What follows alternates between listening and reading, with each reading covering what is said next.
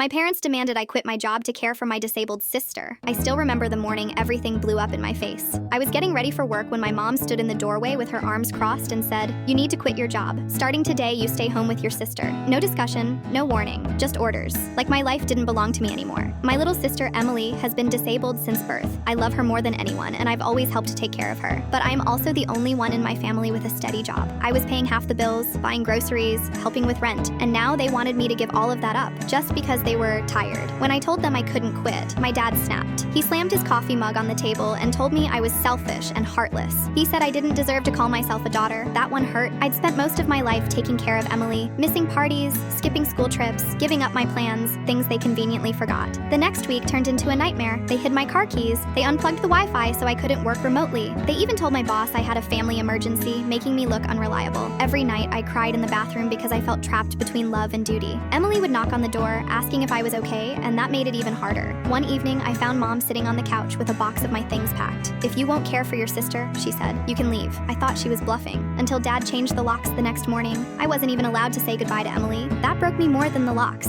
But here's where it gets strange. A few days later, I got a call from a blocked number. A woman said, "We received an anonymous report about possible neglect involving a disabled minor. We need to speak with you." My heart dropped. I thought my parents reported me, but they actually reported themselves without knowing it. When Adult Protective Services arrived at the house, everything exploded. Mom tried to act sweet. Dad tried to blame me. But Emily, my sweet, quiet Emily, looked at the social worker and said, "Please, don't leave. I need help." My mom's face went pale. She didn't think Emily would talk. The social worker pulled me aside and said Emily had told her some hard truths. She was being left alone for hours, forgotten during meals, and punished whenever she asked for simple things. My parents weren't tired. They were neglecting her and using me as a cover. What happened next still feels unreal. APS removed Emily from the house for her safety. They placed her in a temporary care home with nurses who actually knew how to help her. And then they asked if I wanted to be part of her long-term care plan, not as a forced caregiver, but as her big sister.